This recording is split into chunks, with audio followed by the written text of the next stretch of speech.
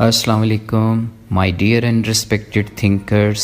Daily reflection میں سکون پانے کے 3 رازوں پر بات ہوگی. آج کل معاشرے کی اکثریت سکون کی تلاش میں سرگرداں ہے، لیکن افسوسناک پہلو یہ ہے کہ غلط طریقے سے سکون کی تلاش ہمیں مزید بے سکونی کے دلدل میں جا ڈالتی ہے. دوسروں کا حق مار کر سکون نہ کبھی کسی کو حاصل ہوا ہے نہ ہوگا. مادہ پرستی اور طمع و لالچ سے بے سکونی تو خریدی جا سکتی ہے، سکون ہرگز نہیں. تکلیف پہنچانے والا، اپنے پیاروں کو رلانے والا سکھی کاہے کو رہے گا. آئیں حقیقی خوشی اور دائمی سکون پانے کے 3 رازوں سے پردہ اٹھائیں.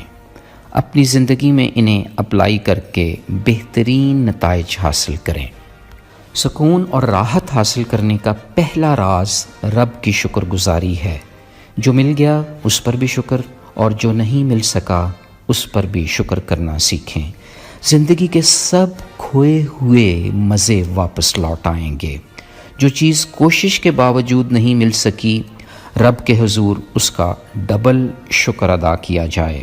ایک اس بات پر کہ شاید اس خاص چیز کے حصول میں آپ کے لیے کوئی خیر نہیں تھی.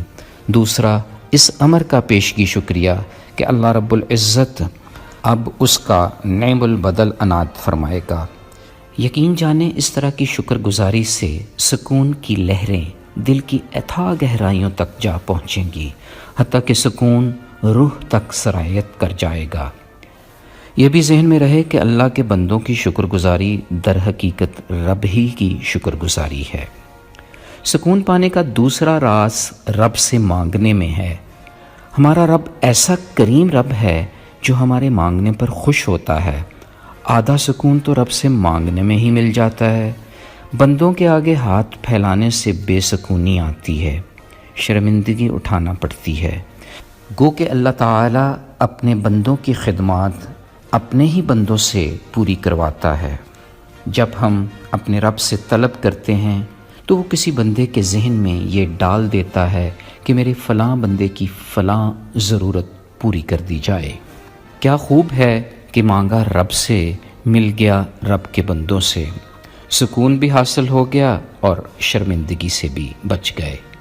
یوں جو پہلے بات ہوئی، رب کی شکر گزاری در حقیقت رب کے بندوں کی شکر گزاری میں ہے. اپنی خوبصورت زندگی کو پرسکون بنانے کا تیسرا بڑا راز صدقہ دینے میں ہے. خواہ صدقہ پیسوں کا ہو یا کسی چیز کا، علم بانٹنے جیسا صدقہ ہو یا دوسروں پر مسکراہٹیں بکھیرنے کا، کسی انسان کے کسی بھی طریقے سے کام آنا یا پھر دوسروں کے لیے خیر خواہی کا جذبہ رکھنا سکون کا باعث بنتا ہے.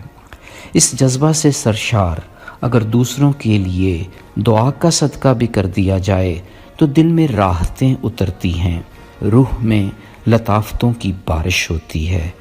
پھر اندر کا یہ دائمی سکون باہر بھی سکون کی خوشبو پھیلاتا ہے.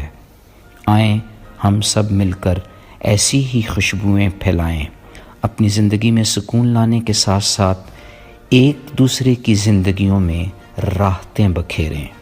اللہ حافظ.